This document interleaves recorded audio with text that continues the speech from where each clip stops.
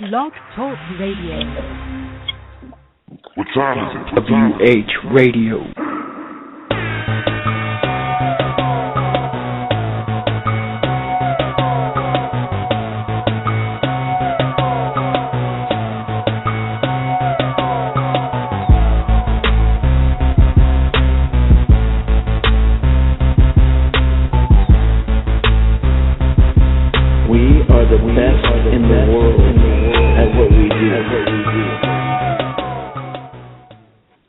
Welcome back, ladies and gentlemen. We are back at our regular time. This is Skits, and I'm live here with our co-host. You got Oscar and Tom. What's going on, gentlemen? What's the deal? What's going on, man? What's going on, man? Skits, we had a great weekend, didn't we? I feel like rowdy now, don't I? Definitely had fun watching some wrestling. A lot to talk about that a little later. We're going to go over the recap of Monday Night Raw tonight. Talk a little about we'll talk a little bit about the build-up of Hell in a Cell, and also a lot of breaking news that happened today in professional wrestling. Some matches that have been made too in the Indies that we'll probably talk about also. But for starters, before we get into Raw. Call us up at 760-454-1107 if you're going to talk about Raw. Or you can tweet us at WrestlingHeads. Or you can tweet either one of us. I'm WH Skits, Oscar Sinister, 632. 32, yeah. And Tom is two tweet me, right? There you go. I thought you were about to say too sweet. I saw that coming. Too sweet. So how do you guys feel about Raw overall before we talk about the matches? Well, I want to say that I'm surprised Raw did not suck because I usually the Raw after PWG usually suck, but this was actually not bad today. You know, I think it was okay. There's some segments I like. There's one match I really like, Ziggler and Cesaro. So, yeah, it was okay. I'll give it maybe like a 7 or 8. Yeah, I thought it was good. It's definitely been better than it has been. There was, some good moments tonight, some funny moments. Of course, with every Raw, you're gonna get the bad moments, but still, I thought there was a lot of good on this show, so I enjoyed it for what it was worth. Yeah, same here. Like, I feel like Raw, they kind of been on a roll. Like the ending of today's Raw was definitely unexpected. I don't think none of us expected Seth Rollins to turn on Orton this early, which was a shocker for those that do not know what I'm talking about. Tonight, Raw's main event, there was John Cena and Dean Ambrose in a handicap match, basically no disqualification against Kane, Seth Rollins, and Randy Orton. It was a brutal matchup. A lot of weapons being used in the match. I definitely enjoyed it myself. How did you guys feel about the main event? Start with you, Oscar. It was not bad. Yeah, not bad at all. I wouldn't say it was the best match of the night, but it was okay. I mean, I was saying to myself, do these guys have a Hell in a Cell match this week? They're gonna be killing each other this whole week, And yeah, it wasn't bad at all. I mean, what can I say? It was not that violent. There's one thing I laughed about when Randy Orton, I guess he almost ran into the table. I guess the edge part of it, and he actually I didn't say accidentally, but he cursed. They cut him off whatever he was saying. He was totally pissed off. You can clearly tell, but I was laughing in that part. Yeah, that was funny. Yeah, I thought the main event was all right. I don't get something, though, and I know there's a lot of people saying this on Twitter, too.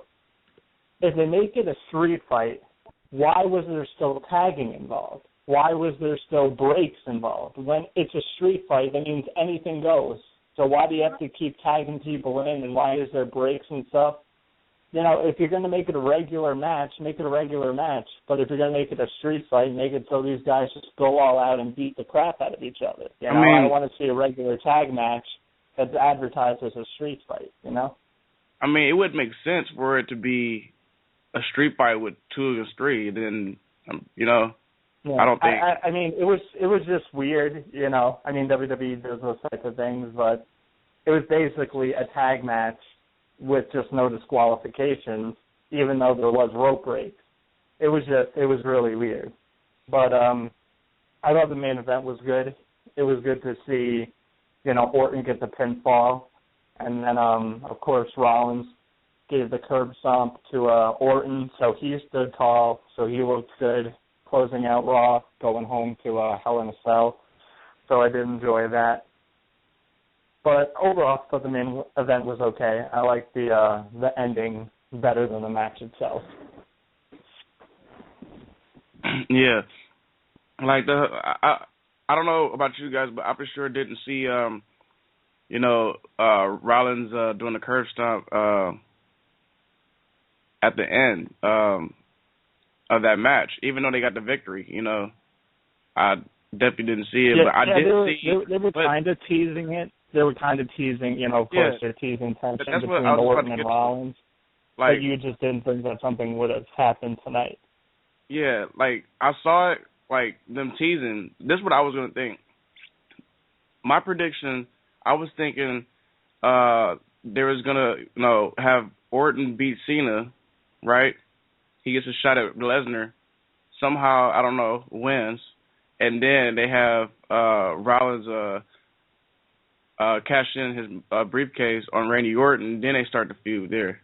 I thought that would happen. That would have been cool, too. Yeah. Well, let's start getting into the rest of the show going on. So why don't you start it off, Skip? Yeah. Basically start off Raw with Sheamus and the Usos against The Miz, Stardust, and Goldust. But instead of The Miz, you know, wrestling, basically Miz Dow, which is Damian Sandow for you guys that don't know, he took his spot. And I actually thought this was a decent six-man match. We all know that the Usos are always in every six-man match, and Stardust and Goldust. So, hey, just add two other guys, two different guys. But I thought it was a fun six-man match just to start off Raw. And Miz Dow basically got the pin. He I would say it was a clean pin. He clean pinned Sheamus. I really didn't see him hold his trunks or anything. So, but what did you guys think about the match? I thought it was a good opener. You know, I am a little sick of seeing the Usos and, you know, six-man tags and all of that, but overall, I thought it was a pretty solid way to start off the show. And, of course, Miz Dow winning was just great. It made an okay match with a great finish. I love that. I love Miz Dow getting the pin. You know, I say this every week. Ever since Damian Sandow's been starting to do the Miz Dow gimmick, he's been doing such a great job with it. I mean, it's unbelievable what he's been able to do with that gimmick. And, you know, the crowd's getting behind him. The crowd is starting to like him. When he got that pin, the crowd popped pretty big for him. So obviously they're liking what he's doing. They find him funny. He's entertaining. So, you know, we just have to hope that WWE doesn't screw it up somehow. Hopefully they can make it into a storyline and, you know, keep Damian Sandow relevant. What's your thoughts, Oscar? Well, the whole Damian Sandow thing, maybe they're finding something like, okay, the crowd's getting to Damian Sandow with new thing going on. Maybe down the road they could do something like, okay, maybe him and Miz could have a feud down the road, and saying, huh? What? No, I remember calling that a while back here on the show. Yeah.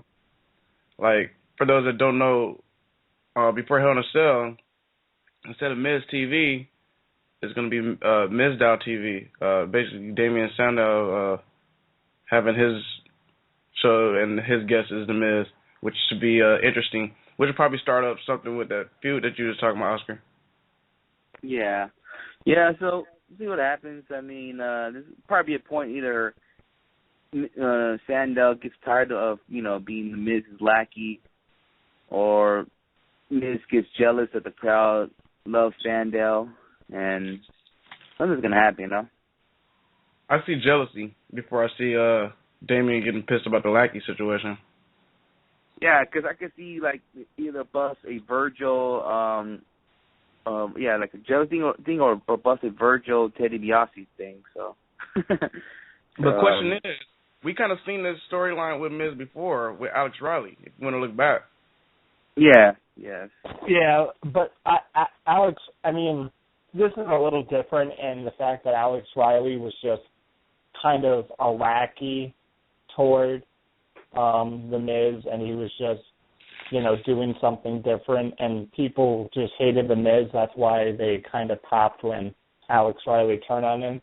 But people are liking what Damien Sandow is doing. And like I said, Alex Riley was just kind of there as a manager type, but Damien Sandow just had something completely different, It's a whole different entertaining thing that's going on there. So, I don't know, I'm liking it. There's a bunch of people that are liking it. Obviously, the crowd's liking it, and all we can hope is WWE just keeps going with it. Yeah, definitely. So we'll see what happens with that. As Mizdow interviews The Miz before Hell in a Cell. Basically, that's the pre-show. So, excuse me. Tonight, AJ Lee, she wrestled Alicia Fox. And before I get into that, it's breaking news. 2 new divas will be going to the Total Divas cast the next season they start. And it's a shocker for excuse me. It's a shocker for one of the names. They don't need with no headphones. They don't need with no headphones. So Came to party to go talk to somebody else. sorry about that, guys. Ooh. You can mute us, bro. Just mute us, man. Sorry about hey that. out there, man. Yeah, sorry about that. This like I said, there's been a surprise. Alicia Fox and Paige have been added to the Total Divas cast, which is a shocker for everybody. What you guys' thoughts on Paige joining the Total Divas? Well, I'm a little disappointed for Paige joining it, because if it's true about the whole thing that Vince McMahon does not want any cast member of Total Divas not carrying the women's title, then I'm a little disappointed. Well, that means Paige can never walk out with a title. That's gonna suck. Alicia Fox, I actually saw that coming. Like, if they want to have another season, add one more member, I could see Alicia Fox being part of this Total Divas cast. And I mean, like I said, Fox was not a big shocker, but Paige a disappointment. Yeah, I hated this news that Paige was in it. Alicia Fox, I didn't really care about just because she can kind of fit on there. I don't even watch Total Divas. Last night I did catch it for 5 minutes and I hate it. I mean, I hadn't watched it for, I think, since the first season. I hate Total Divas with a passion, because I don't like that reality, crap that's on E. I don't like all those stupid shows. It's mainly geared toward women, so I don't really like it. And then to add Paige, this is somebody that came into the WWE as the anti-diva. She was supposed to be everything that the Divas division wasn't. She wasn't supposed to be this blonde-haired, just pretty face who just went out there to get the cameras flashing on her. She went out there and she kicked ass and she wrestled. And now she's on the reality show that's even more scripted than the WWE. I mean, I watched it last night. I don't know if you guys watch it, but that thing is so fake. Like, it is so poorly written how they're trying to make it look like it's actually happening and all that stuff. And I was like, are you kidding me? I can't believe people watch this stuff. I hated it. To be honest with you, I haven't watched it. That page is on it, like the page was supposed to represent all the anti-divas, women like Karma that was in the WWE, which unfortunately she had to leave. But it's just a shame what they're doing with Paige, how they have to put her on the show. And it seems like the only diva that's really left that, I can actually, like and root for is AJ. See, this is like the question you just asked. Like, last time I watched Total Divas, it was probably the first season. But I feel where you're coming from. Let's hope Vince McMahon has a change of heart because he knows he's got, I'd say at least 2 talented girls that's on that show, that probably deserve. Women's wrestling in WWE has become so insignificant to Vince McMahon and a lot of the writers that they don't care. What they're concerned about is lining their pockets. So they know Paige is a big-time star, They know that people love her. They know that people buy her merchandise. And they know that they could put her on this reality show and it could get even more viewers. So it's just, they don't care that she is one of the best women's wrestlers on the roster right now. They just care about, okay, we're going to make more money by putting on our own Total Divas. And it's like, I look at NXT, I look at that women's division down there, and it is just, I want, like, girls like Charlotte and Bayley and Sasha Banks and all of them to get called up eventually because they'll be making more money. They'll be, making more money. But at the same time, I kind of want them to stay down there so they don't get treated like crap. Well, I have some news on AJ Lee. The reason why you'll probably never see her on Total Divas, according to FW Online, is because she's married to a former WWE superstar. That's why you will never see her. Thank you for that. Probably, I don't think she'll go either way, so it doesn't matter. But yeah. And one thing I'm surprised about this new season they're playing with Total Divas. I'm surprised they even added more divas because I heard the ratings for this season was not that great like how they used to be, but now they added 2 more. It's like kind of a head scratcher. So I don't know. See, and it's such a shame because it's not like there's not talented divas on that roster. Even girls besides AJ and Paige who are kind of the main focus. Girls like Alicia Fox can go out there and do great things. Emma's doing nothing, and obviously we know Emma can do awesome things. Emma's off the chain. Instead they feed us, the Bella twins, and I don't know. I don't even want to talk about it anymore. Yeah, I was about to say, Tom, you know what? Let's just get off that subject because we'll probably be ranting this whole show about that. But AJ Lee and Alicia Fox basically wrestled tonight for I don't know how many times. Reason why, because I believe SmackDown, AJ and Layla wrestled, and at the end of the match, Alicia Fox attacked AJ. And tonight, Paige and Alicia Fox distracted AJ Lee in the middle of the match, and that's how Alicia Fox got the tonight to win. Moving on, Rusev, the man Rusev. This is some funny shit. I think we're about to talk about. Of course, he goes against Big E Langston and he jobs him. It feels like all those guys, like Big E, Kofi Kingston, except for Xavier Woods. Out of those 3 guys, they're like straight up. I don't need no music. just I'm already in the ring and I'm about to get dropped by Rusev guys now. So, but Rusev destroys Biggie in the match. I don't know why that match was so long. Before you go on, I just kind of wanted to say that I don't think Biggie was destroyed. He put up a pretty competitive match against him. I guess. I mean, if he would have lost in like a minute or so, I would have, seen your point. But I think Biggie put up a pretty competitive match. I guess. I guess you could say that, but everybody knew that Rusev was going to win. Yeah. Rusev picked up he basically picked up the win, and after Lana, she got the mic and basically she kind of went off on Big Show a little bit. Then she said it's time for the real red, white, and blue, and waiting for their flag to come down. It didn't come down, so Big Show appeared on the Titantron, and instead of the Russian flag, the United States of America flag came down. And when Rusev was about to, he was basically about to do what Big Show did to the Russian flag and take it down, some sergeant jumped in the ring. I don't know if it was a sergeant, but he was a soldier.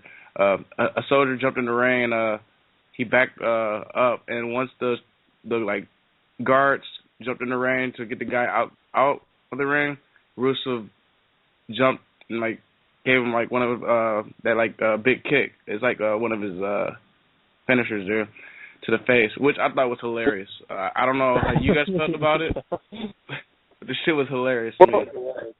I don't want to say hilarious, but it was actually a great job from the WWE.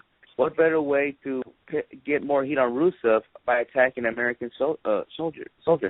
You're making more heat. Here's another thing. I'm sorry to interrupt you, but we were talking about this last week, me and Oscar, about how obviously Rusev and Lana are getting heat. But last week they painted out Rusev to be the good guy because he got attacked by Big Show and Mark Henry, who are a combined weight of over 1,000 pounds. So how is that really fair to him? And it's this week, I could understand if Rusev went outside, and there was a soldier, behind the barricade, and then Rusev kicked him. That would have gotten some heat. But when a fan jumps in the ring and then Rusev kicks him, it's well, wait, the fan entered the ring. How am I supposed to think that Rusev's this bad guy for kicking a fan who supposedly entered the ring? Obviously, he wasn't. Well, you see, he did it in a cheap shot way. He kicked him while the guard was holding him. At first I thought it was an actual fan just came in the ring oh shit, Bash the Beast 97. I mean, not 97, 96 again. And but no, it wasn't that at all. It was someone.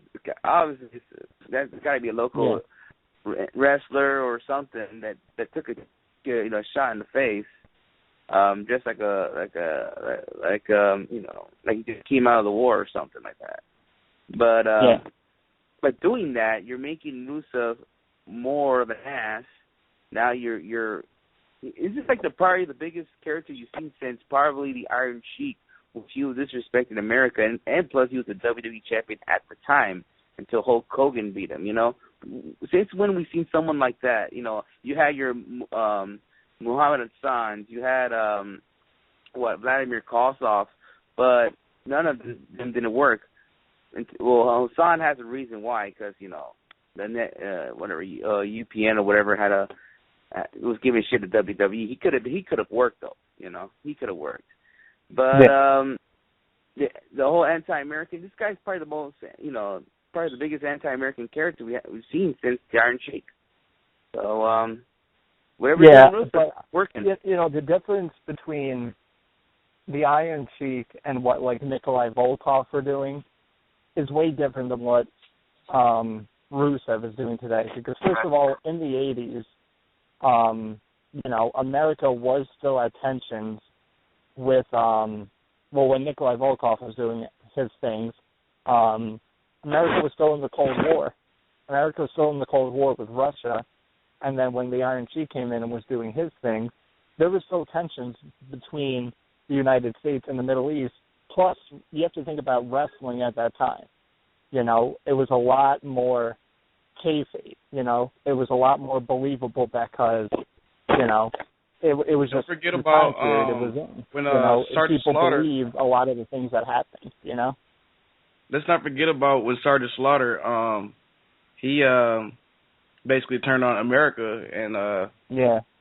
the whole situation. Yeah, that works perfectly because that was in the, you know, the middle of the Gulf War, and like I said, Sergeant Slaughter burned an American flag on TV. Like, that is just incredible. They probably couldn't do something like that today because it would be all over the news, and they would think it's like, you know, real or something. But like I said, back then wrestling was a lot more. The fans believed it was realer. You know, not to say that, you know, kayfabe is dead today, but it was just a different time. Yeah. You know, I still, like I said before, I think if Rusev would have went outside the ring and saw that soldier, and he's so frustrated, and if he would have just kicked him then, I think that would have gotten him more heat, because he just did it for no reason. He just did it because he was angry. Yeah. Well, we'll definitely see what happens with the whole Rusev Big Show situation. I'm actually going to get into that in the whole Big Show segment in a minute, which was a waste of time, I think. But let's take this quick call to 540 area code. 540, you're on WH Radio. Who's calling? Hi, how you doing? My name is John from Front Royal. Yeah, what's going on? Not much.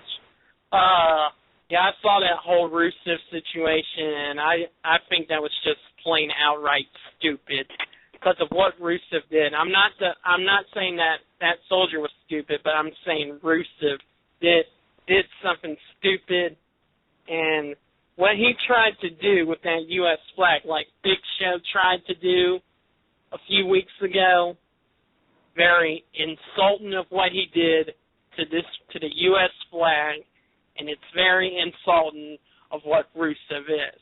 Because, yes, Rusev, WWE, it is a storyline, and we've seen stuff like that happen.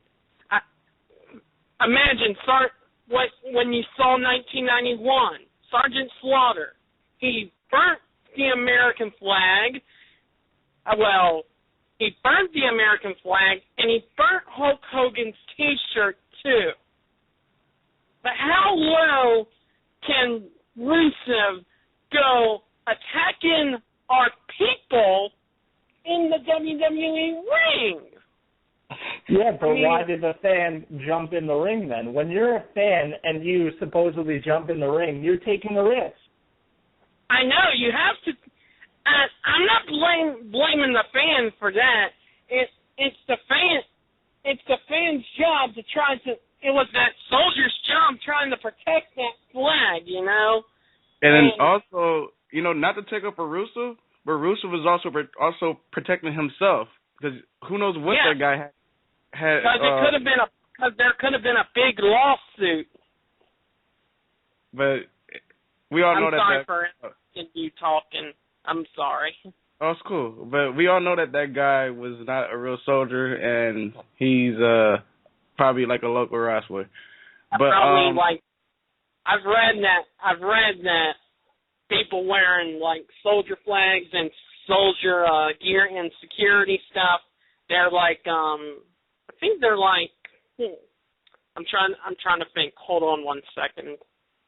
Oh wait, I got it. Like development training territory, something like that. Yeah, developmental. Now, I want to ask you a question. Now, how do you consider what Rusev did, what he was going to do, insulting when Big Show did the same thing? It was only revenge. It was only him doing what Big Show. The Big Show disrespected his flag and disrespected his country, and everybody was cheering for it. So how can you not expect Rusev to want to do the same thing?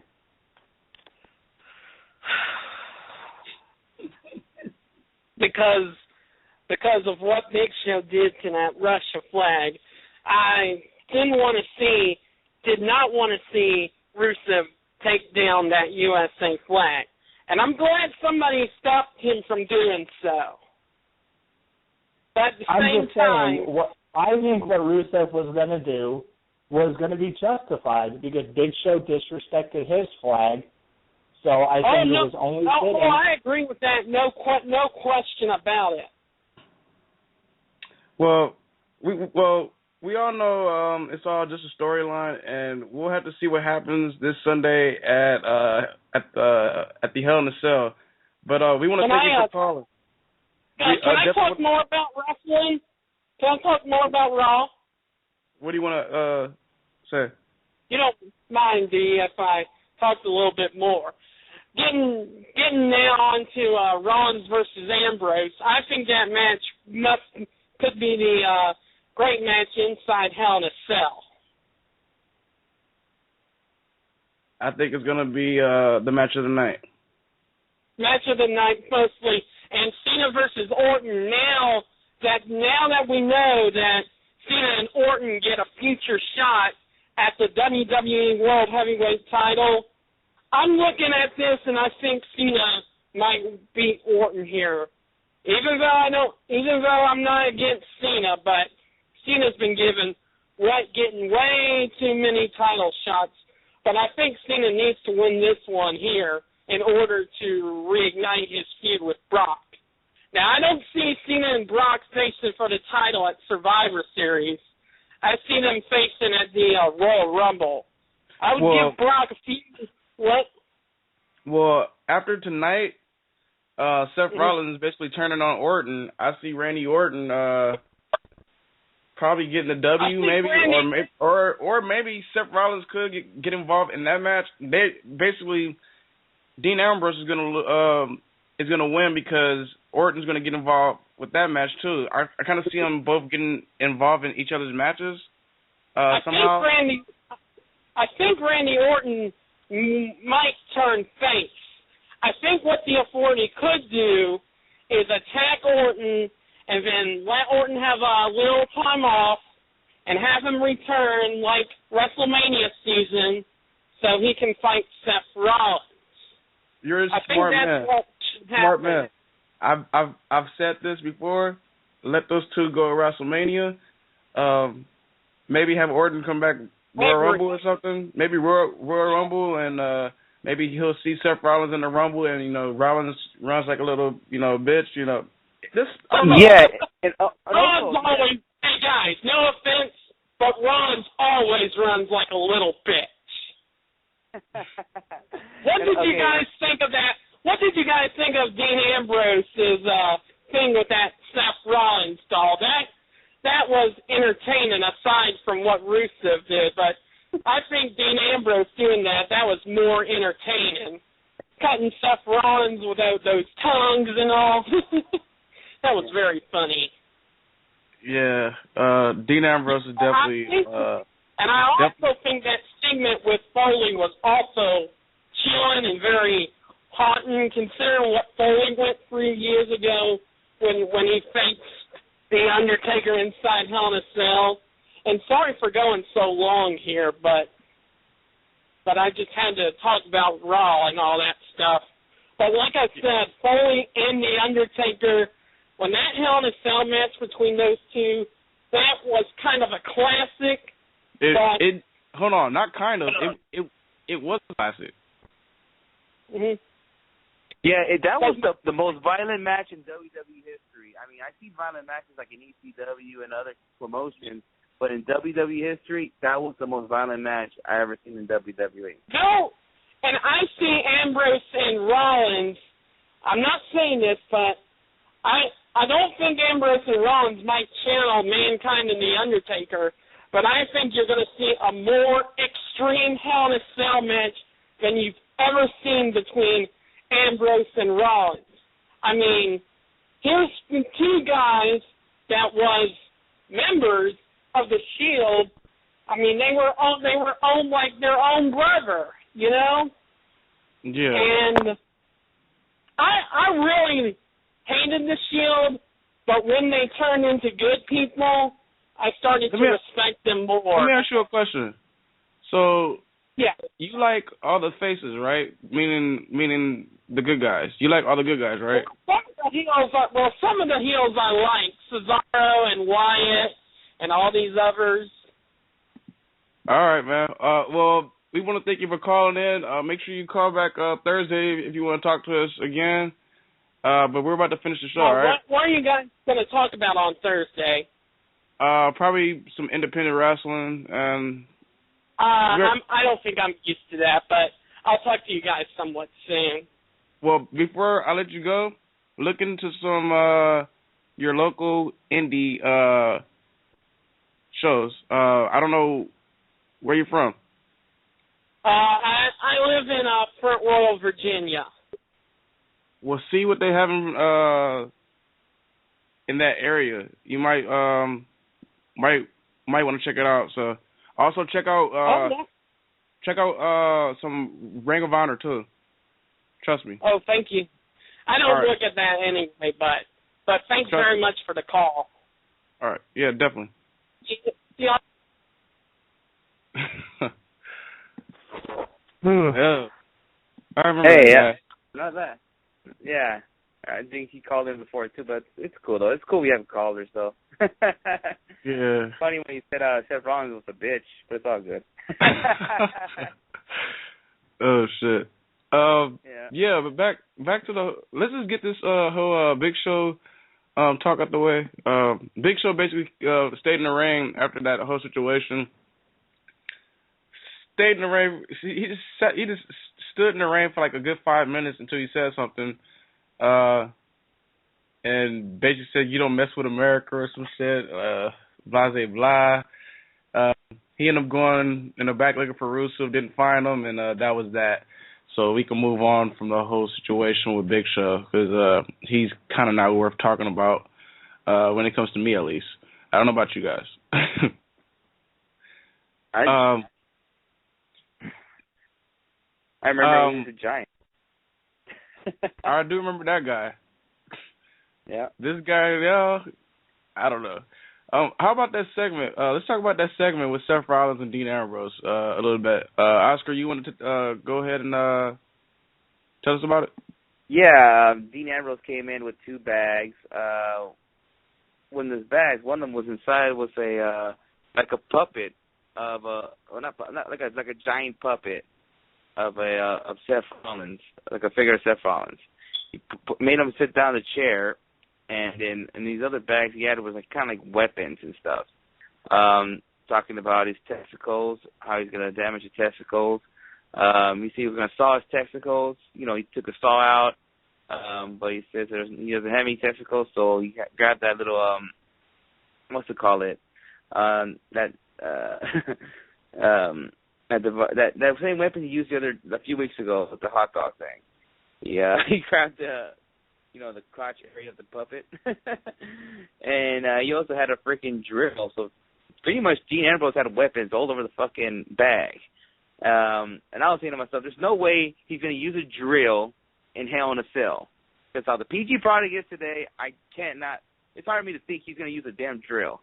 Then you have Seth Rollins coming in with the new 2014 Stooges of Jamie Noble and Joey Mercury.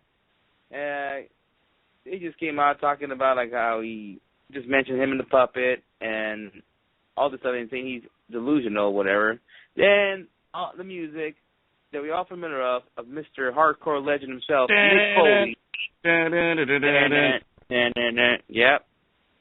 Yep. Mick Foley came on and said he wanted to visit an old friend of his, which he looked up and it was the Hell in a Cell, which got me flashing 1998. My 12-year-old ass, when watching freaking Mankind falling off the Hell in a Cell, opening up my jaw with my eyes open for at least 5 minutes. You know, I'm having flashbacks again, and my dad bitching about the pay-per-view cost $30 back in those days. But anyways, yeah, that's how much it was, $30. My dad was bitching about it. Yeah, I was having flashbacks of that damn match again. And then when Mick Foley came out talking about, you guys have no experience being in Hell in a Cell, but he said Dean Ambrose was more ready because he is ready to be in this kind of Hell in a Cell match. And, learning it from the guy who's been in multiple Hell in a Cell matches, think Mick Foley knows what he's talking about, even though a lot of people think he's crazy. That's basically just pretty much what happened. Just Mick Foley just came out and almost pretty much gave advice to those two guys about the Hell in a Cell match, and that's pretty much it. And yeah, you can say Dean Ambrose sort of attacked Seth Rollins in the end when he threw a puppet at him and he fell to the new 2014 Stooges of Jamie Noble and Joey Mercury. You know, I actually thought that was a pretty good segment with those three, because I also, once Foley's music hit, I also was thinking about, you know, I remember when Dean Ambrose was really supposed to make his debut, he was supposed to feud with Foley. You guys remember that? Yeah. Yep, I remember that. I should watch the damn Hell in a Cell match right now for $9.99. I could put on the network right now and watch the damn Hell in a Cell match. But it was definitely a great segment with those three, and I'm just ready for that match to happen. And the way Triple H made it seem in the beginning of Raw, like that's going to be the last match, and I'm hoping that happens. But we'll see what happens with that on Sunday. Brie Bella, she defeated Summer Rae tonight for all the Diva fans out there. Cesaro versus Dolph Ziggler. What do you say? The Total Divas match, pretty much. Yeah, nobody pays attention to Brie Bella matches. That's when you tone out and you probably text or tweet. Cesaro versus Dolph Ziggler happened tonight. Basically, these two have been going at it on Twitter and stuff about, you know, Cesaro he basically wants a title shot for the IC title. It was a non-title match. And for those that do not know and that have not been catching, the ones that have not been taking score, but I have. So Ziggler's been in a losing streak. You know how people say Cesaro gets buried? Well, it's been reversed to me. Ziggler's been getting buried lately. He lost to Rusev on SmackDown a couple weeks ago. I think that was SmackDown 15. He lost to Randy Orton last week on Raw, and he loses to Cesaro. That's 3 straight. 4 more, and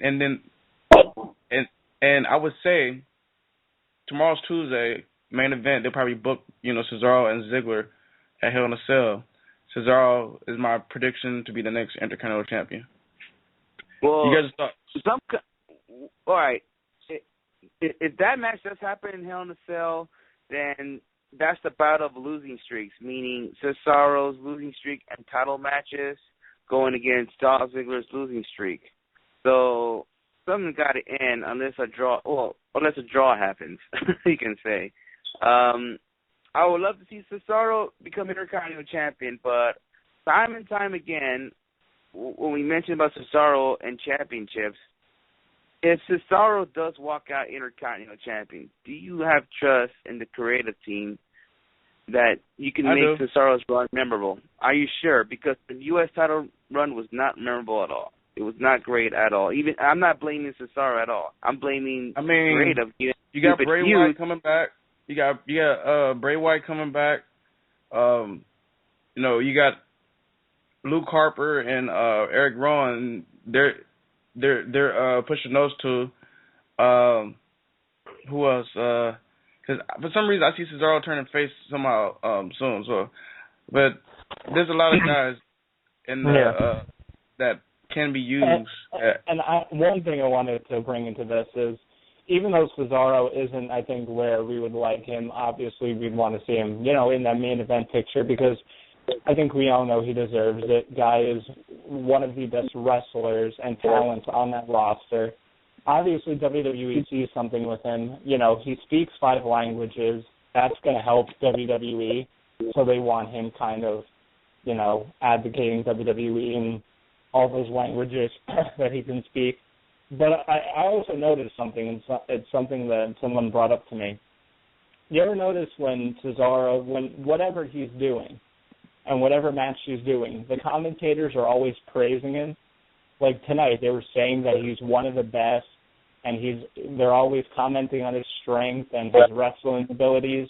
And you don't see that a lot from a lot of mid-card guys. Usually the commentators are distracted with something else or they're talking about another match. But whenever Cesaro's in the ring, it just seems like they're focused on him, and they're constantly praising the guy. Yeah. Wait a minute. I got a little breaking news to go. It relates over here in the SoCal area. You might hold on, Oscar. You mind if we get to that after we finish? You know what I'm talking about, right? I don't. Okay, but yeah, go ahead. It's like it's kind of a little shock here, but well, go for it.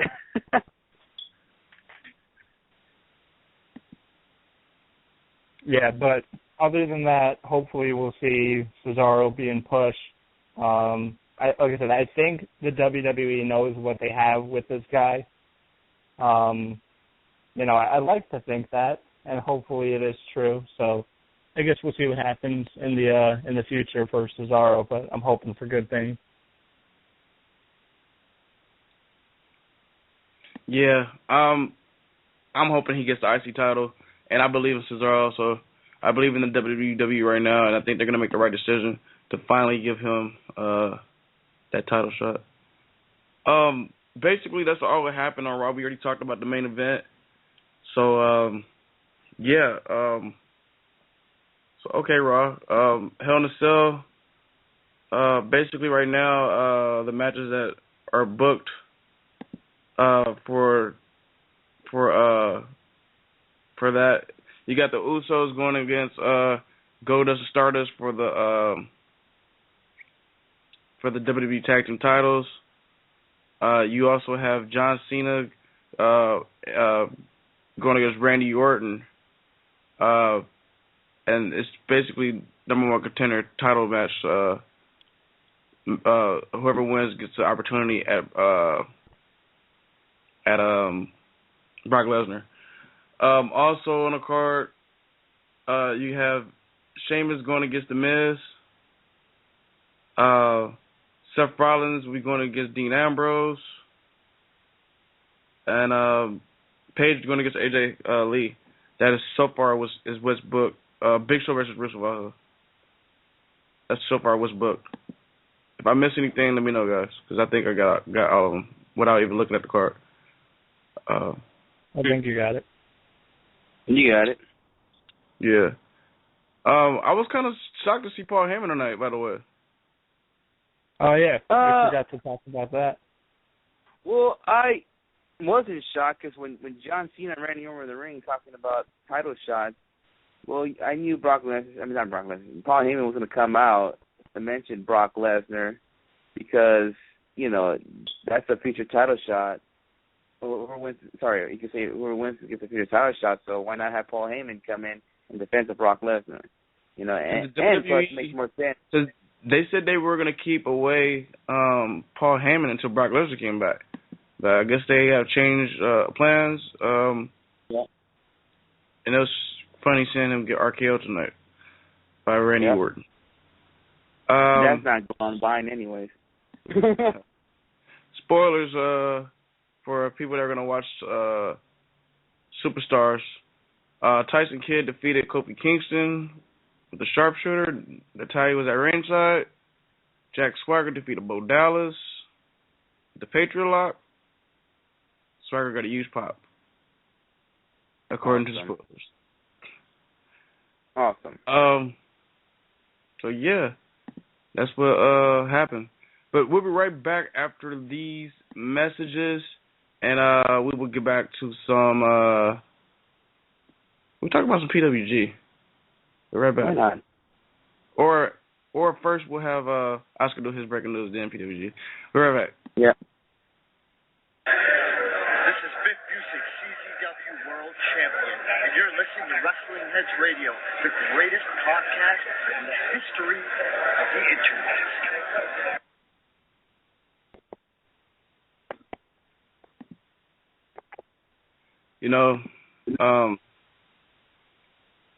I wish I could play the other commercials at the moment, but we'll play a little later. I'll play our 4CR ad a little later. let's go ahead and get to that breaking news. Yeah, I got a little breaking news, a little shocker that relates to AWS, something they've never done before. November show, they're bringing a TNA star to their show, which is one half of the Bromance. Jesse will be wrestling at that show. Little shocker because now they never brought a TNA guy over, so he will be part of the November show. Just to put that out there, we're listening to the show that goes to AWS a lot. They're bringing in the TNA star, and which is funny that EC3 got booked in an AIW match. I think it was barely today they booked him. This morning. He's going to go against Johnny this morning. He's going to go against Johnny Gargano, AIW. So now you're seeing TNA stars going around Indies promotion, you know? All over the place. That's kind of not like a surprise for the TNA guys doing that because, you know, we've seen Austin Aries do shows when he's, you know, signed to TNA. You know, you've seen Robbie E. do stuff. Abyss, he was in AIW, you know. So it's really not a surprise to see these TNA guys, you know, do other shows. You know, you got Jeff Hardy and Matt Hardy, you know, doing match with the Bucks and stuff, you know. So it's really not a surprise for TNA guys to do other shows besides TNA. So and of course you guys had DJP at Bola this year. So I think I think it's, you know, mainly because, you know, TNA's schedule for the rest of the year, they don't have anything. You know, and these guys want to keep making money. They want to keep taking bookings. So, you know, they probably told TNA, you know, we want to take some bookings. You know, maybe not the guys who make a lot of money. You know, like Bobby Roode. Bobby Roode probably makes enough money to where he doesn't need to kind of go out on the indies and kind of, you know, do some shows to make some extra money. But, you know, there's guys that just want to go out there and, you know, just keep wrestling. You know, like the TNA's, they don't have a lot of stuff planned for the rest of 2014 up until they go to the UK in January. So I'm certain we're going to see some more guys taking some bookings for the rest of 2014. So don't be surprised. The last thing I want is the Bromance at DDT4 because that will they're gonna get destroyed out there. I don't know. I think the Bromance would be weird for them to be in DDT4, but I feel like they would be like just the one team that's like hated. So you could get like a clean, easy victory for a team that way. You know what I mean? Excuse, just imagine the Bromance come out with their actual music, you know, the little techno thing, boom, boom, boom, boom, with that Reseda crowd going. I'm like, holy shit. Yeah, I definitely don't see it. I can't even put it in my head to even think about it. But here's something that's interesting. You know, we're talking about guys in TNA, and I don't know, I forget when TNA is going to England for their little annual UK tour. But could we possibly see the Wolves coming back to the indie scene maybe a little bit? Maybe some, I know Eddie Edwards and Davey Richards, they do some indie dates here and there. See, the thing about Eddie Edwards, he may got booked for Beyond, but that's like one of those matches that are like not gonna be on the, you know, DVD. You know what I mean? It's like one of those matches you have to like buy or something like that. Yeah. I don't know. Yeah. You know. You never know. From what I've been told. So.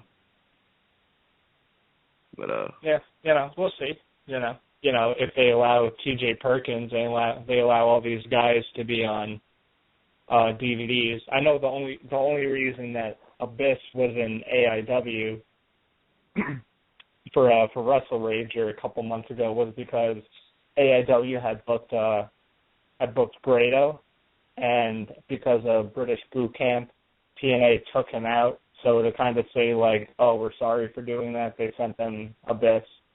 So that's the only reason I know he was there. Yeah, Pro Wrestling Guerrilla. This Friday, me and Oscar attended the show. Definitely enjoyed the show, like always. Let's go down the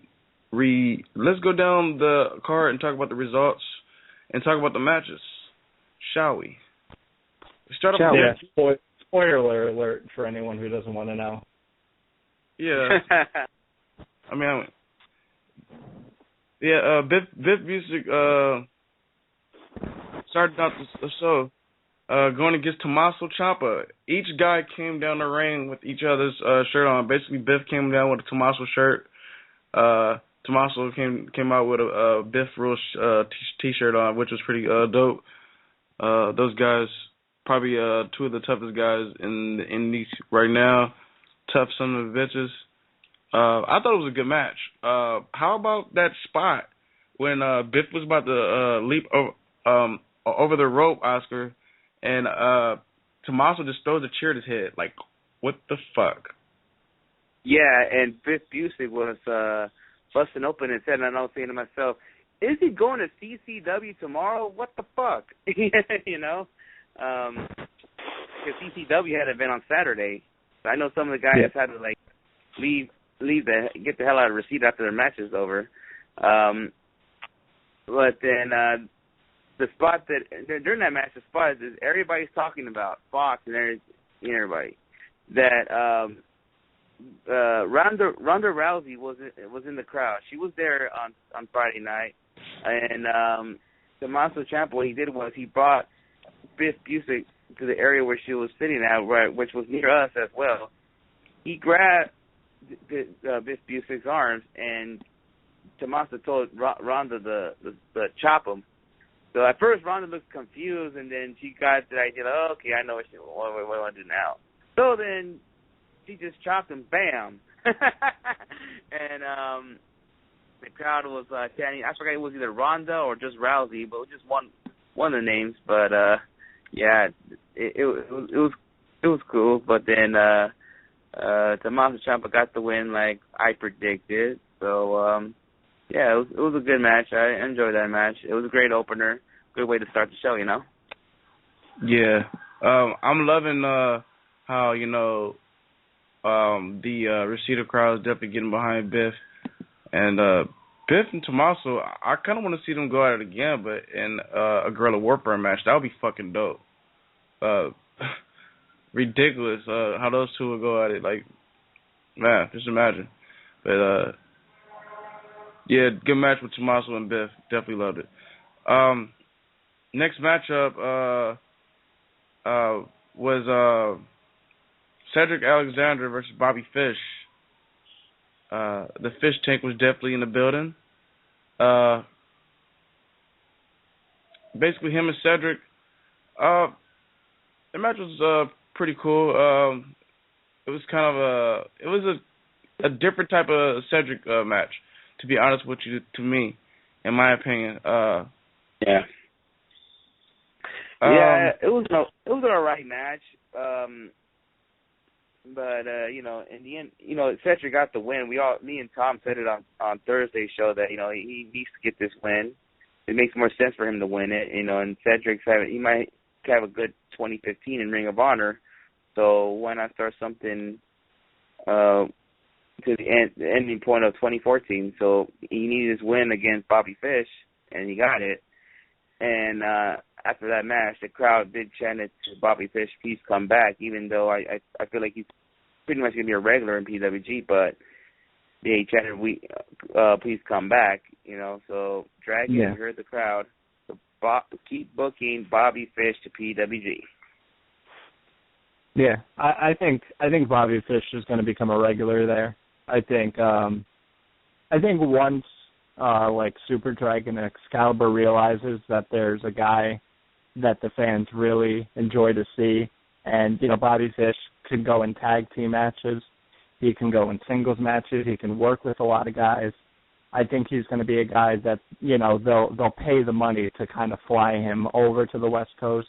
They won't mind doing that, kind of like Biff Busick. You know, I think they're realizing that Biff Busick could become a regular there, so they won't mind flying him over from the East Coast.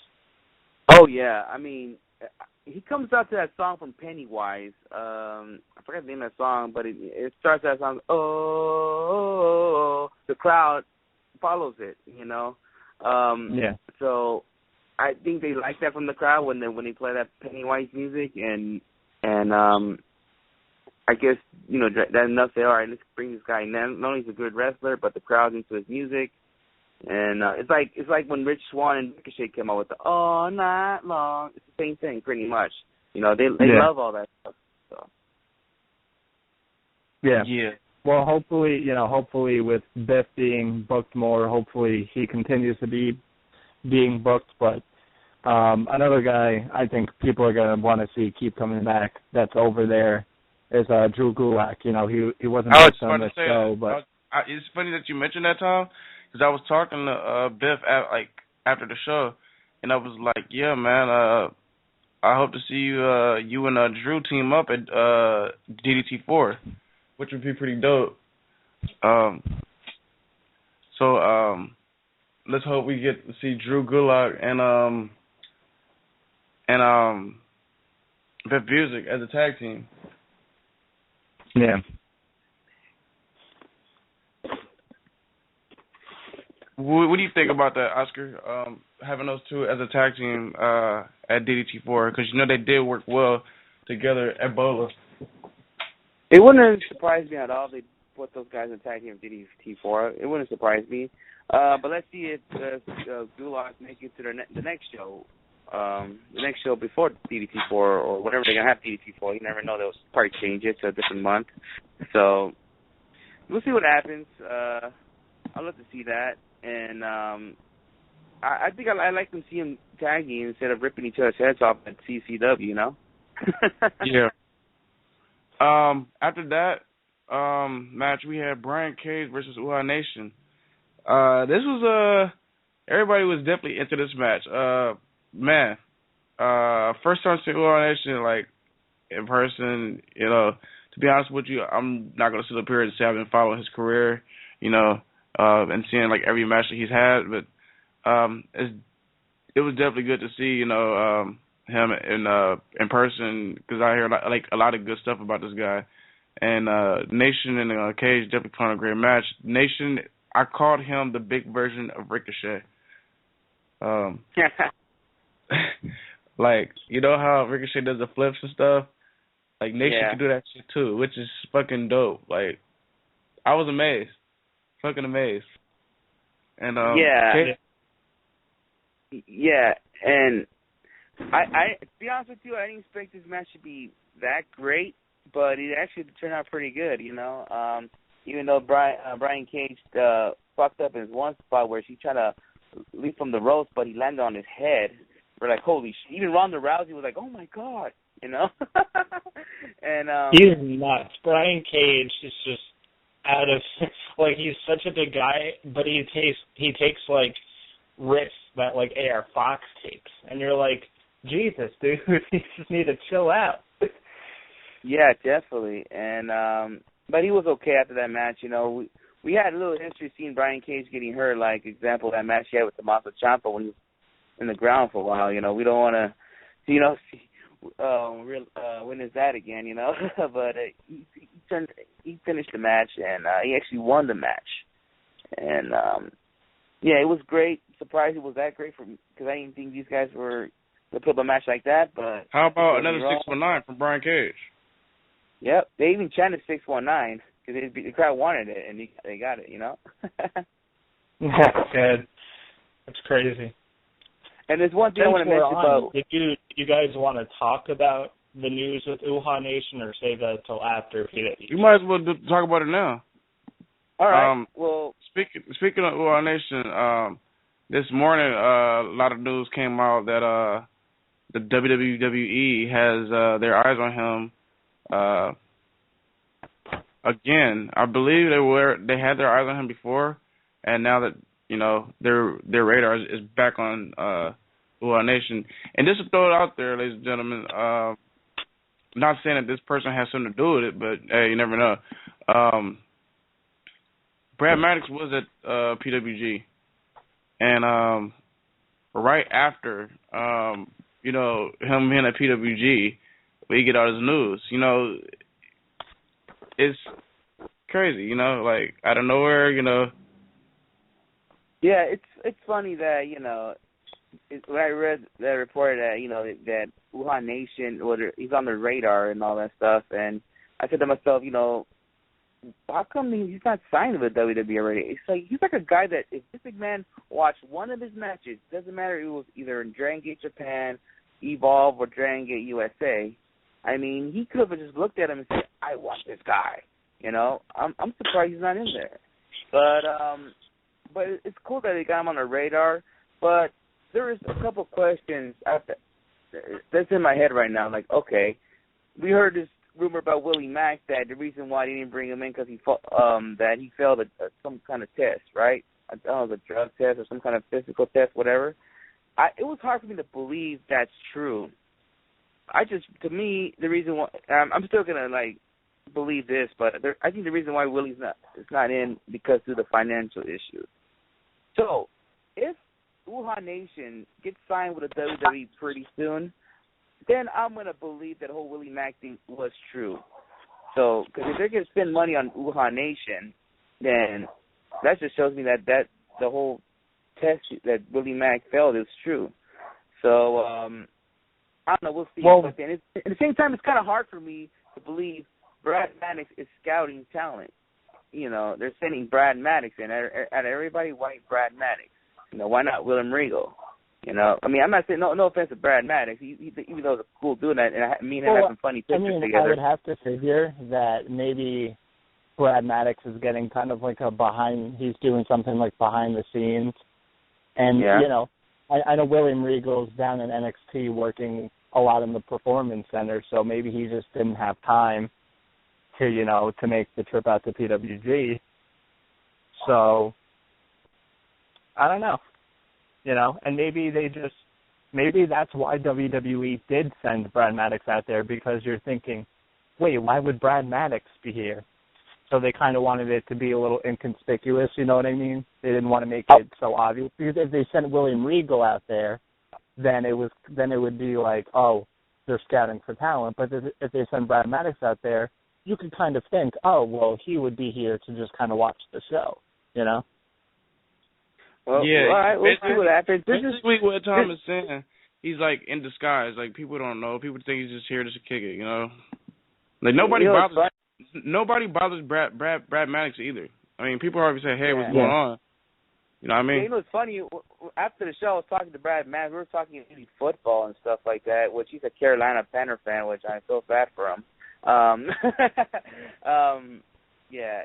We were just talking, and all of a sudden I just wanted to... See, that's why. If they would have sent William Regal out there, people would have tried to probably hassle William Regal for autographs, and then, because people would know since he was down there for Bola last year, they'd be like, oh, who are you scouting, who are you looking for?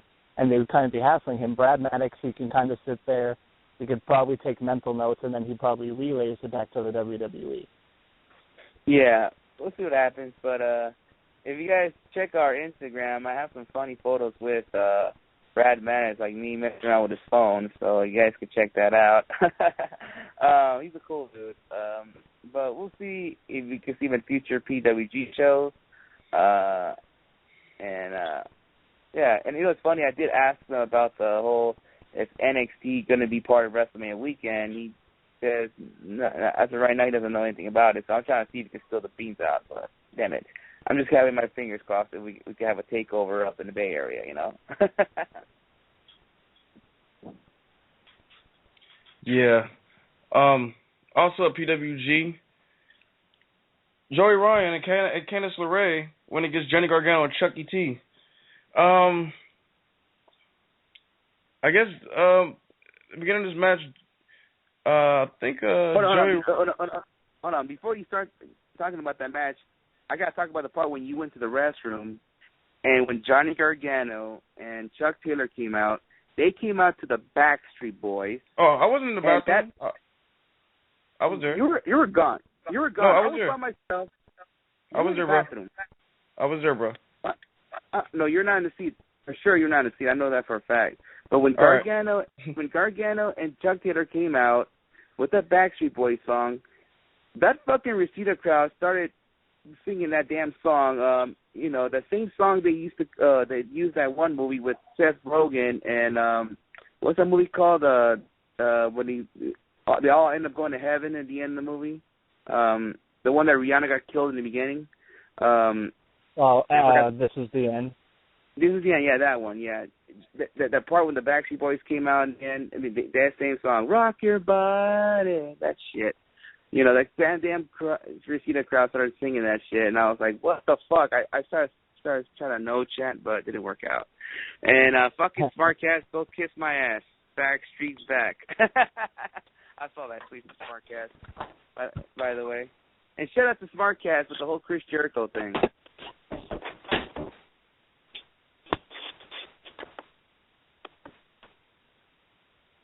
But anyways, Skits had disappeared. I was there, bro, because I made sure I was there to touch my wife, Candice LeRae's hand. So, well, you know what? I think your wife got swept up by Mr. Johnny Gargano. So I'm sorry. I'm sorry for your loss. She's still my wife. But anyways, Candice LeRae and Joey Ryan. When it gets Johnny Gargano and Chuck Taylor, and basically, I'm just gonna throw it out there. Joey Ryan has not been liked at the PWG. No!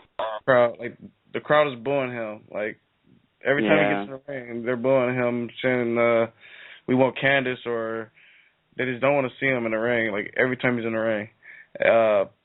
When Candice and Johnny Gargano got in the ring at the same time, the fans chanted, "This is awkward." The "This is awkward" chant happened, and they wrestled. They didn't bullshit, because if they bullshitted, I was gonna boo them both. Because I want to see some wrestling. There's some spots in that match that whenever Tom watched that match, what Chuck Taylor does is he's gonna be busting his ass off. Remember, he was like. I think he was attacking Joey Ryan. He got him some couple of moves or whatever, and he said, "Hey, Johnny, I'm tired. Here you go." Johnny's like, "I'm tired too." He was like, "Fuck comedic shit." Typical Chuck Taylor moment there. Another moment when he was like doing sort of like the Bo Dallas rally thing, but he just jumps up and down the ring. That Chuck Taylor did that. And I tried to think some other comedic thing as well. Cause another one when Johnny Gargano he had Candice LeRae in the corner. He was like, "Oh, sorry." He just smacked Candice LeRae in the face. So it was pretty much a comedic match, you can say. And and I was hoping you'd get the sucker in your mouth, but somebody else beat you to it. Who are you talking to? You. I was hoping you get the sucker in your mouth next. But some other dude got the sucker. I'm not Sean. Sorry about that. Joey Ryan actually asked who wants the sucker, and whoever that guy was, he raised his hand and he sucked on it too. So I feel bad for all the guys that are sucking after Joey Ryan's. That shit never ain't going to my mouth. I'll tell you that. But like it's just a little weird.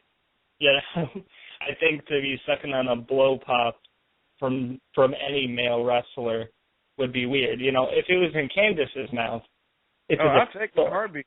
But the thing is, I'm going to start out here right now. People need to pay attention.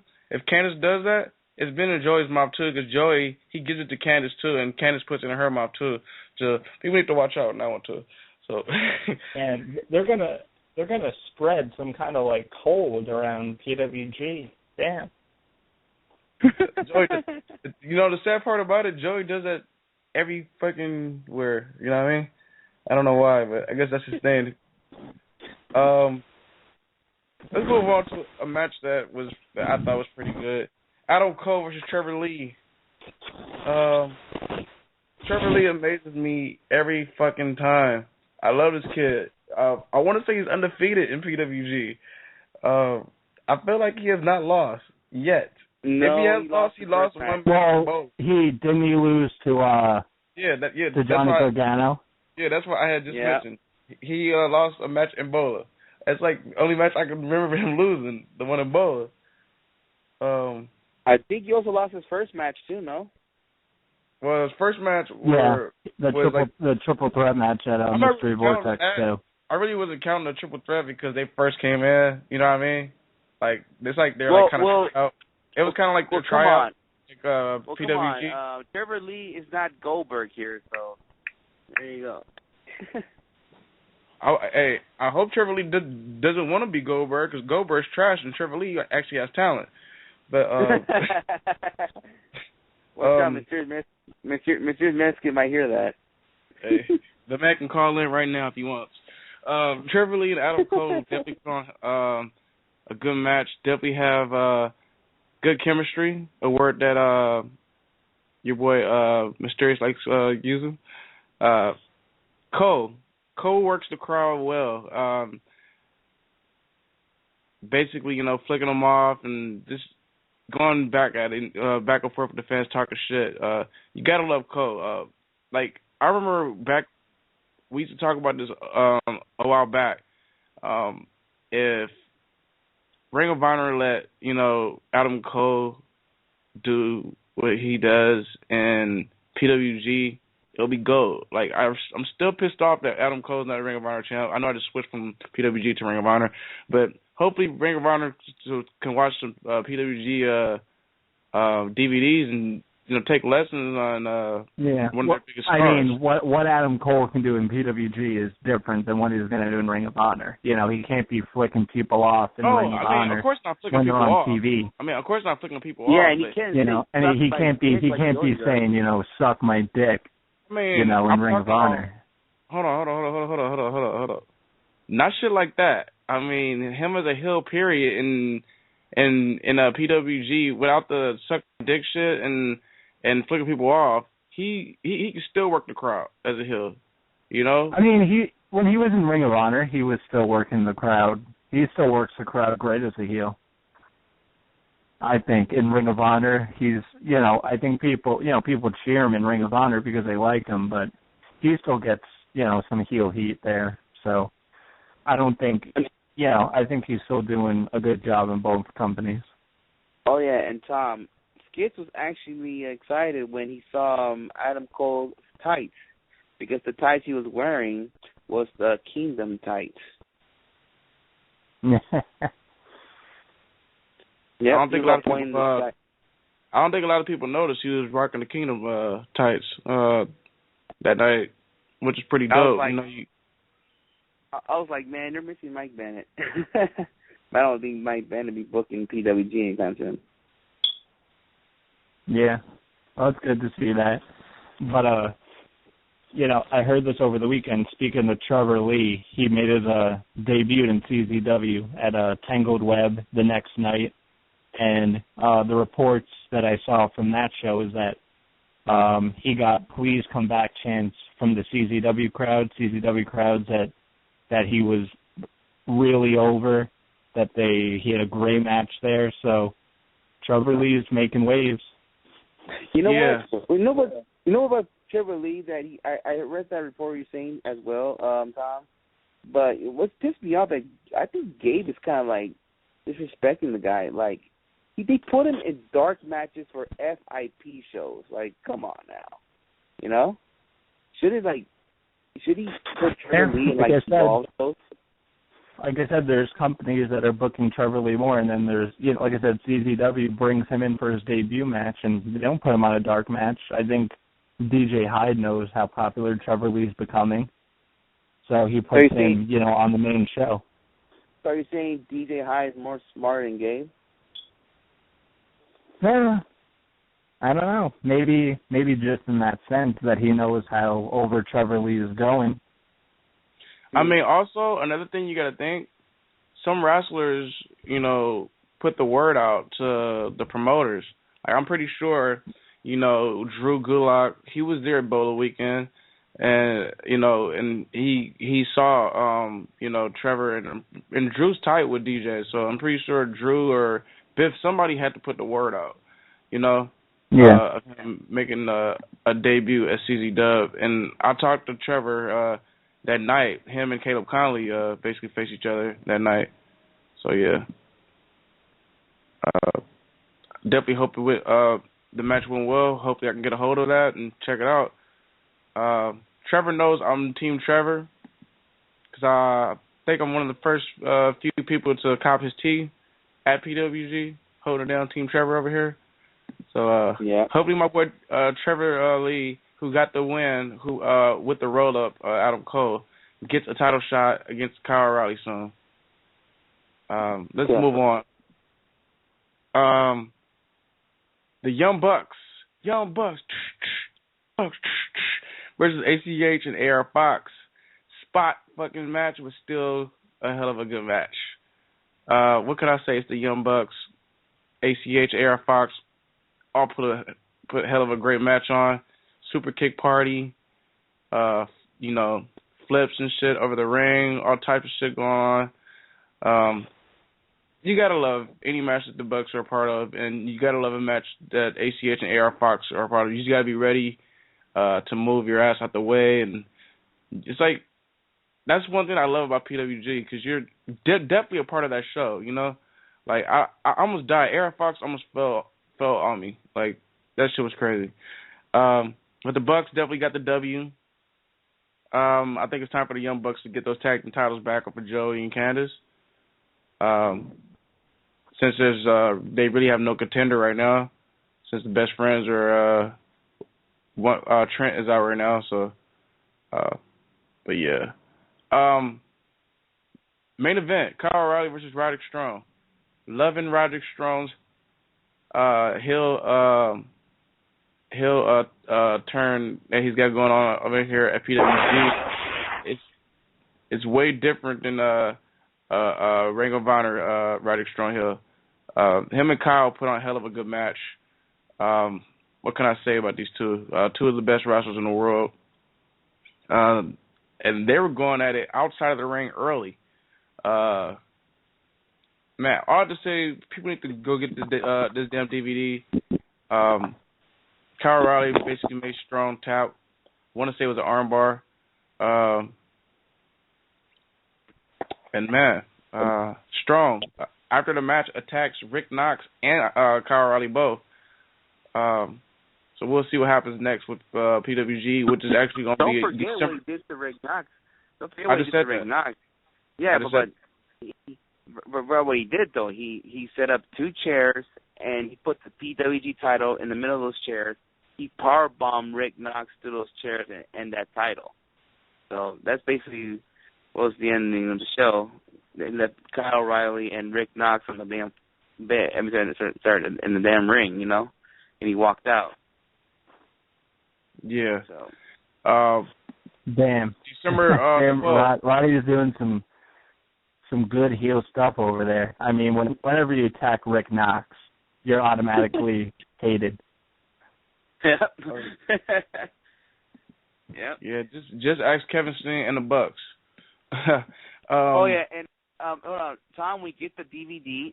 One thing I forgot to mention in the beginning of the PWG talk that there was a point that Tommaso Ciampa was sitting on the chair. I forgot. Big Business did something to him, and he was out. He was sitting on the chair, and I was behind him. So I was looking. Biff was actually sitting in my seat actually. Yeah, he was sitting on Skiz's chair. I forgot what Biff did, like an uppercut or something, and Tommaso Ciampa was laying, he was sitting on the chair out. So what I did was I had my hand out and I just put my hand in his face, are you okay? That's gonna be on the DVD. So yeah, I'll be looking out for that. PWG returns December 12th. Kyle O'Reilly versus Ricochet for the PWG heavyweight title. Looking forward to this match. I will be there. I don't care. I'm going to go regardless of what happens. If my boy Oscar can't make it or not, I have to go. It is PWG, and I cannot miss PWG. That's like cheating on PWG. You have in the past. I only missed one show, ever. One show, ever go to a show, and I've never missed another one. So I promised myself I would never miss another show. So I'm going. I'm just waiting till you get pussy whooped. But anyways. I didn't get it. You don't get it. Okay. You know what pussy whoop means? No, but I didn't get where that. What do you mean? We're talking about wrestling. No, I'm just saying. I just can't wait till you get pussy whoop means like just pretty much I was joking around and saying when you get pussy whoop you get the show.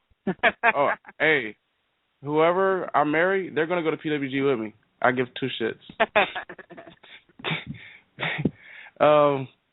But yeah, let's move on.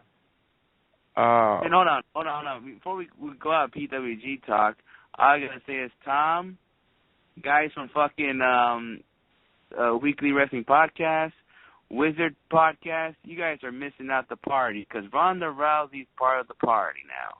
You guys are missing out.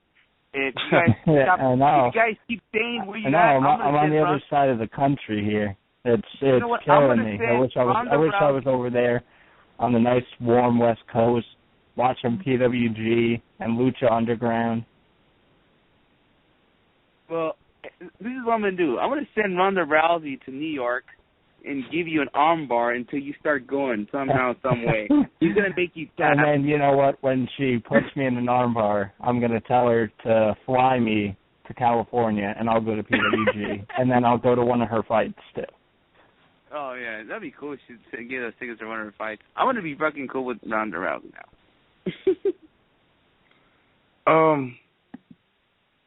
Lucha Underground. Hold on. Before we talk about Lucha Underground, Skits, you went to your first show at Lucha Underground. What do you think? 'Cause I want to hear it from you. I want to hear it from your mouth. So, what you think, man? I was amazed. Like I've never been to a promotion like this. Like you're like in a warehouse basically, and once you get inside, it's like, wow, I'm actually part of a set.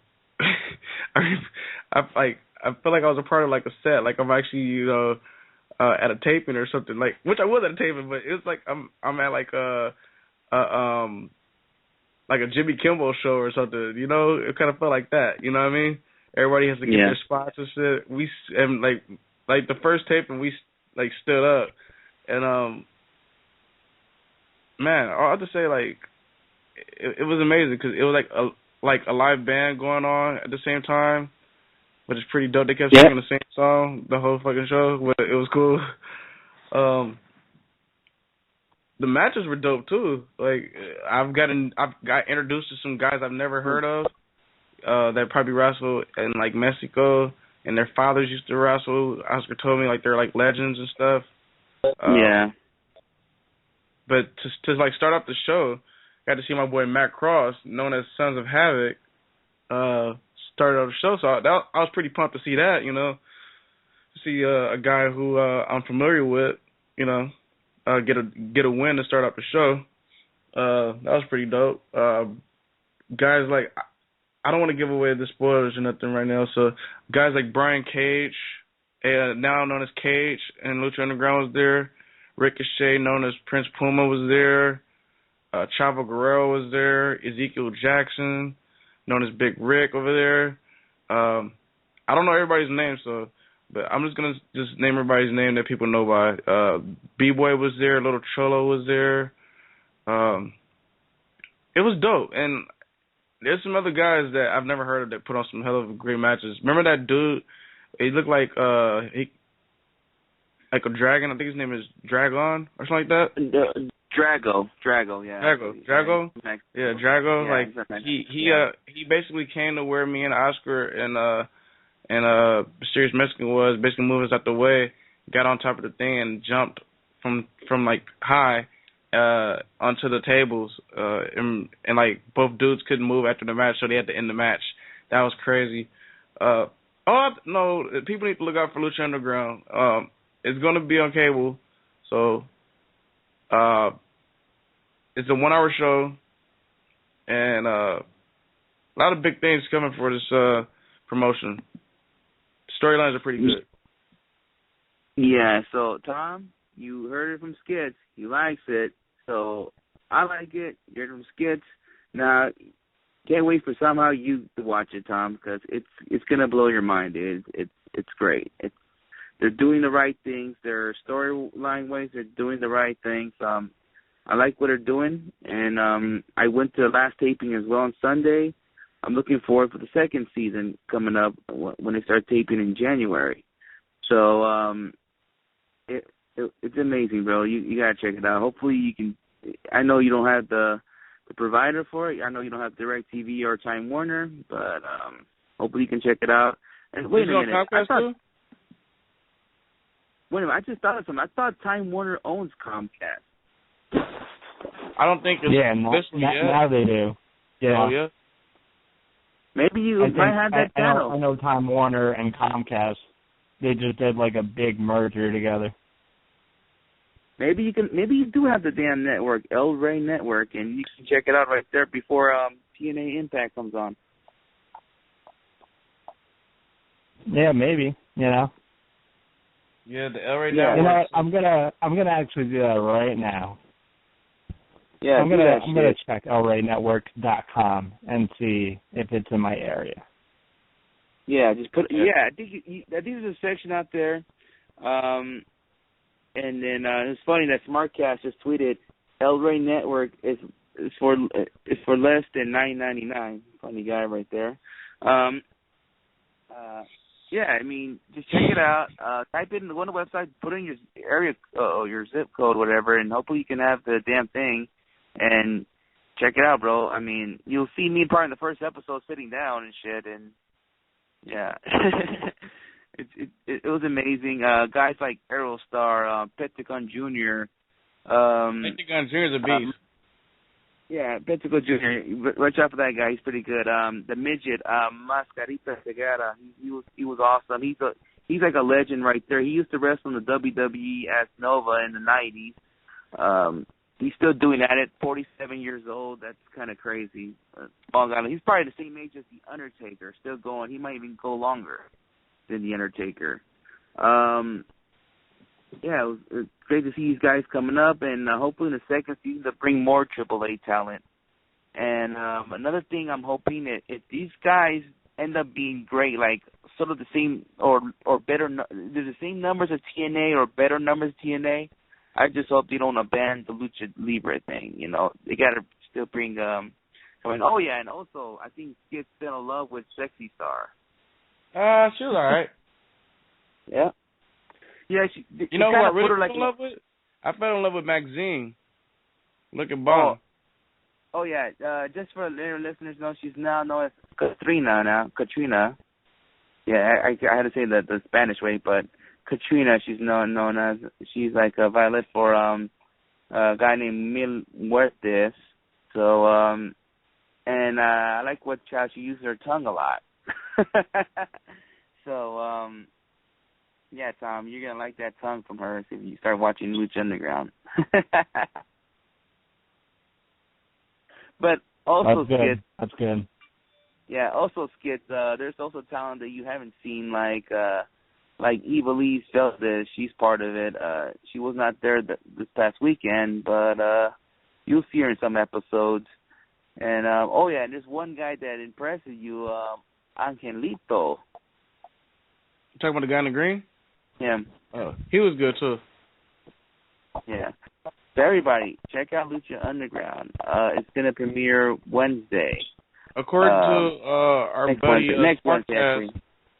He said he has the El Rey network here in the East Coast in Tennessee on Comcast channel 261. Doesn't seem available on HD. He said. Hey, SmartCast, just watch it. You're gonna enjoy it. It doesn't matter if you have HD or you have the shittiest signal, like it just goes like scrambles at one point. You will enjoy Lucha Underground. Trust me, I was there. It seems like every taping I go to, it gets better and better. So if you watch the first episode and you were like, what the fuck is Oscar talking about? Hey, just keep watching. Just keep watching, and you're gonna see. You're gonna see the next few months. You're like, oh shit, this is some amazing shit here. just gonna let them know right now they're 1 hour shows. So they're 1 hour shows.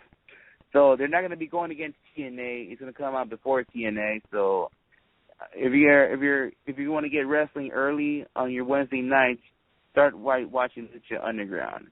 Then after that, you can watch TNA afterwards. Which is pretty cool because, you know, you got another promotion. And if you like high-flying stuff, you might want to watch this. So just letting you know, because I love shit like that.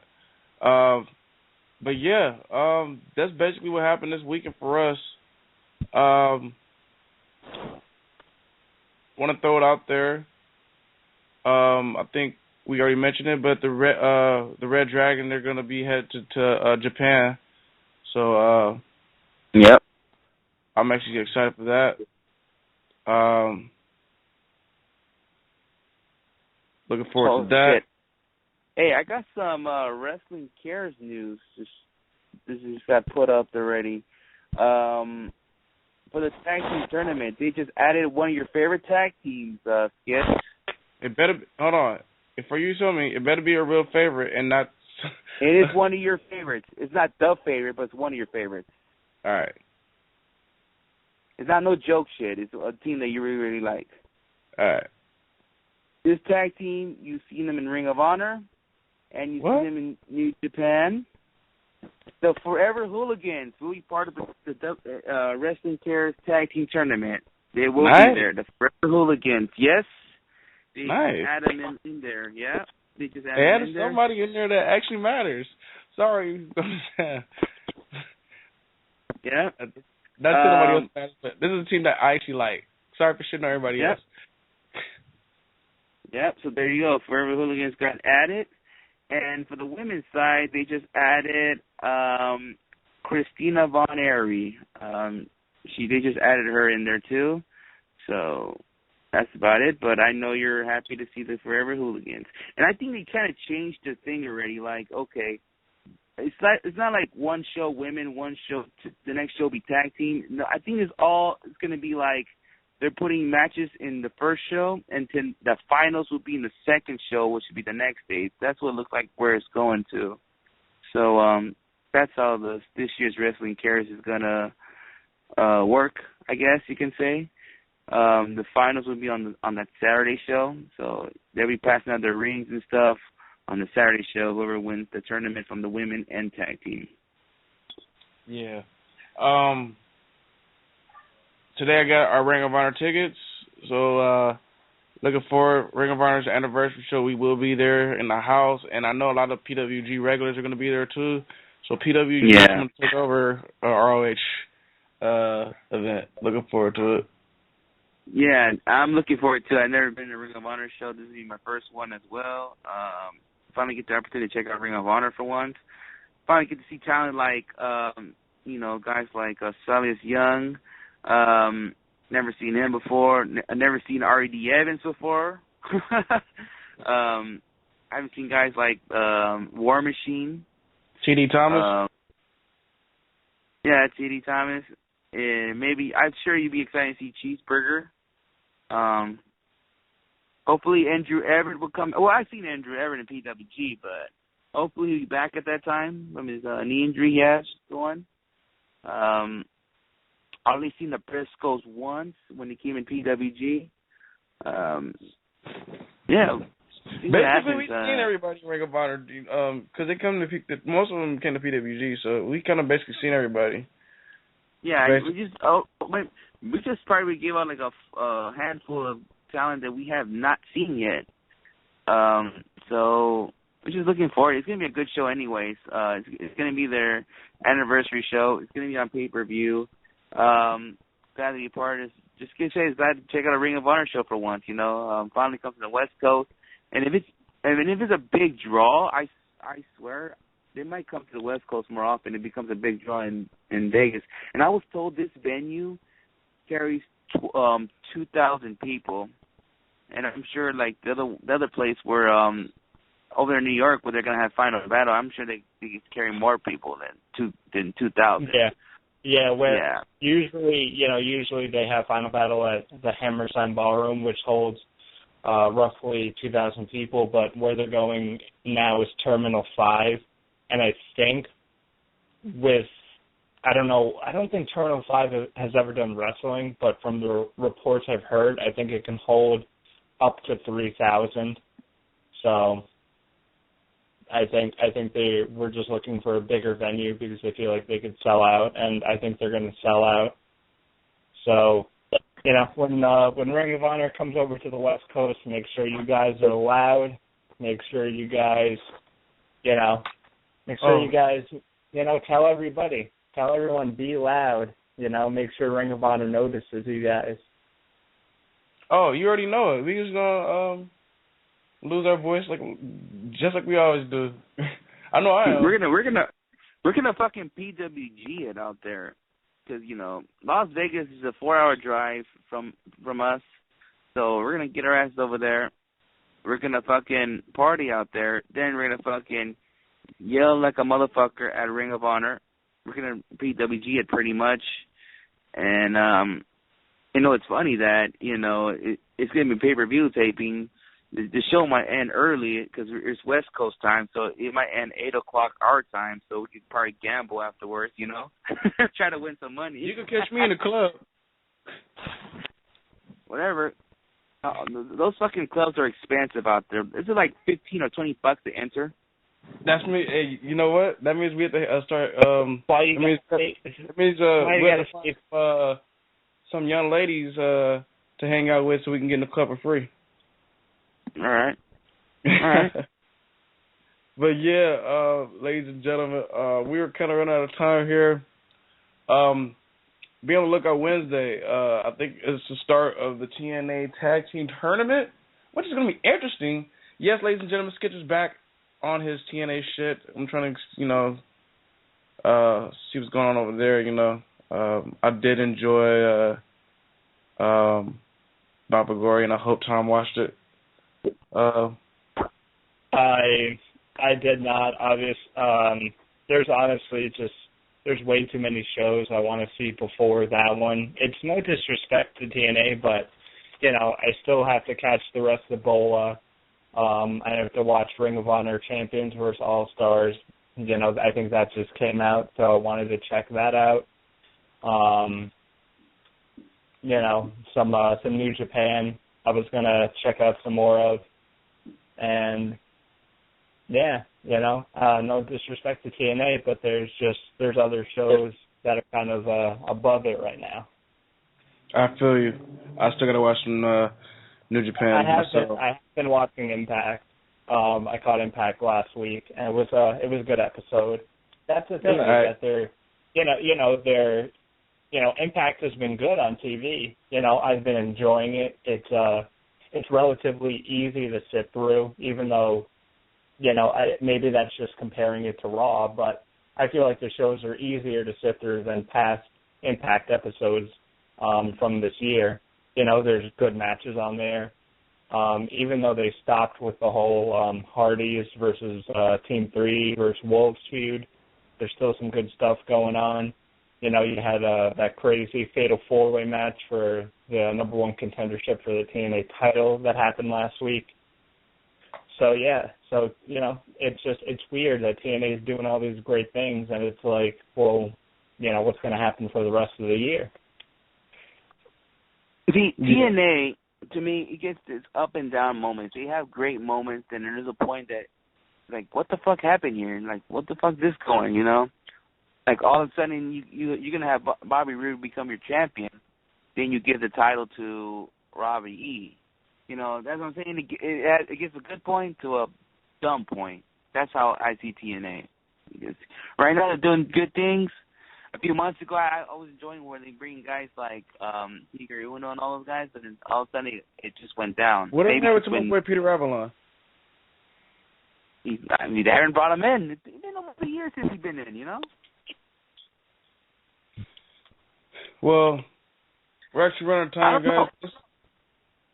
Let's go ahead and throw out our social medias or whatnot.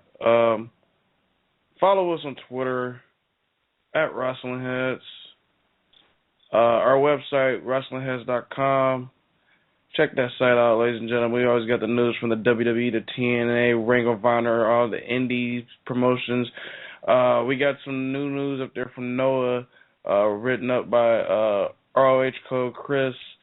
He has some dates up there for their next couple shows. Also, big article written by Smartcast that was approved and retweeted by Chris Jericho. It's about his book, and I believe he also written up an article about Kane's See No Evil 2 movie. I think he reviewed that, so go check those out. Be sure to check out Kiana's work. She's always putting up the NXT house shows, reviews, Superstar house shows, Raw results, and all that good stuff. Also, you can follow me at WH Skits. I'm on Twitter. Be sure to follow me. I'm always on there every now and then. If you mention me, I'll mention you back. So, yeah. Go ahead, gentlemen. All right. Before I get on my social media, once again, I want to give a shout out to Smartcast and having Chris Jericho retweet stuff. It was freaking awesome. I'm sure you were breaking the walls down. You're doing the Chris Jericho pose. Hopefully with clothes on. And, wow. Yeah. Hey, I have to be funny sometimes, bro. That was hilarious. Yeah. Hopefully. Shout out to you, man. Yeah. Great stuff there, bro. Great stuff. And, yeah, you guys can follow me at Sinister632 on Twitter, Instagram. I gotta get back on Vine, but you can check my photos out with Ronda Rousey at PWG. Which everybody keeps telling me, even outside of wrestling, like, oh, where you met Ronda Rousey? Okay. Yeah, I'm trying to get back doing my classic match of the week. I'm trying to figure out when I'm going to do it. I end up probably doing it during the week now because, yeah, weekends can be hard for me, I guess. I'll get back into it. I know that dude, shout out to Greg, Mexico. He likes my classic match of the week. He's a big fan of it, but I'm trying to get back into it. And not just only check out my stuff on WrestlingHeads.com, check everybody's stuff like ROH Code with his international stuff and his PWG Chronicles. All of our writer stuff, shout out to all of them. And we'll be back here on Thursday. I'll be back here on Thursday. And remember, people, check out Lucha Underground. I'm telling you, it's great stuff. You'll enjoy it. Trust me. Like I said, trust me. Enjoy it. And you can follow me on Twitter at @2tweetme. You follow me, I'll give you a follow back. Like everyone else said, check out WrestlingHeads.com. Lots of good stuff on there. You'll spend hours on there, and you'll be like, wait, what the hell? I just spent 5 hours on that website? God damn. I got to go on there more often. Anyway, let's shout out to all the writers. Be sure to check out our YouTube channel, youtube.com/WrestlingHeads. Past interviews are up there. Past episodes are up there. Interviews from Brian Cage, Elysia Sparks, Candice LeRae, you name it, they're probably on there. Check us out. Give us a like on there. Subscribe. You know the deal. But I also have to give a big shout-out to a couple other people on Twitter this weekend. Shout-out, of course, to Weekly Wrestling Podcast for giving results this weekend, and they have some interviews coming up with Chris Sabin. So be sure to follow them, check that out. And, of course, big ups to PW Ponderings. They're giving indie results to all the shows. They give results for CZW. All the indie shows that you could probably think of, they're giving results to. So big shout-out to them. They helped out me with CZW this weekend. Yeah, shout out to PW Ponderings. One of the guys reached out to me. Shout out to them. And hopefully I'll catch up with you guys at the next PWG show. Yes, but don't count me out of PWG, so hopefully I'll make it there. Well, into Thursday, which I will not be on the show because of work, I hope you guys hold it down. And before you end the show, tell your dog Cinnamon to shut the hell up. Cinnamon just said, suck it.